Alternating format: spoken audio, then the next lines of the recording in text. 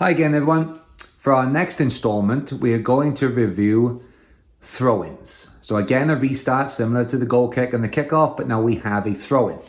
So the way we review throw-ins with our teams is it may depend on the formation that your team plays and the area of the field where the restart will occur. So we try to split the field into thirds. So if we drew a line across this area there, so kind of halfway between the center circle and the edge of the box, this would be our defensive third. This is the goal we are defending. So from this line, say where number 4 is there, to about where number 10 is there, this third would be the midfield third. And the final third from where number 10 is to their goal is the attacking third. So that determines who might end up taking the throw. So for this instance, we have a throw-in in the midfield third, and because we're playing a 1-2-3-1, I'd like to have the right midfield player take it. Now, the challenge of having the right midfield player take it is there's only then 2 players higher than them that they can throw the ball to. So I'm going to go through a couple of different scenarios that this player might be able to look at if they're in the same position in the game situation. So one option is that the center forward, starting centrally, to keep the 2 defenders, central defenders, closer to their goal, is they might move or make a run outside the field towards the touchline. So this player can now throw the ball down the line into the striker.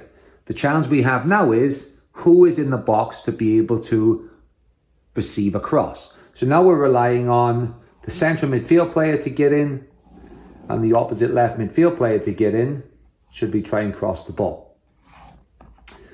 So another option might be into the central midfield player. Now, the challenge that the central midfield player has, they do not want to be positioned square or in a straight line or with the player with the ball.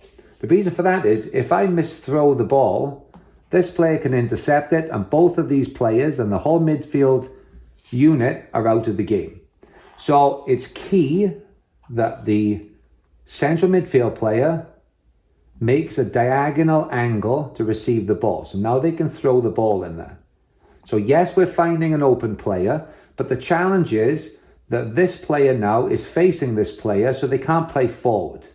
So we can keep the ball if we need to, but how do we get somebody in possession of the ball who can play forward to start with? So the next option is maybe rather than looking forwards, maybe we need to look backwards. So this player's in a nice position because they're not under pressure. There's nobody marking them. And they're able to receive the ball playing forward. So say that person now throws the ball into one of the 2 central defenders. What this player must do now is get themselves on the field. So now what might happen is this left midfield player, who had dropped back to begin with, is now going to step up to try and win possession of the ball. Now, if that happens, this player can now play a ball in there, and then we can get wide and then expose this space. Or this player can play directly in there to this player, and again to expose this place, or this space, I should say. So again, throw-ins will be dependent on the formation you might play, what area of the field, and what exactly we're trying to do with the ball. We want to try and get it forward, but we might need to go back in order to find somebody to play it forward into a different area of the field.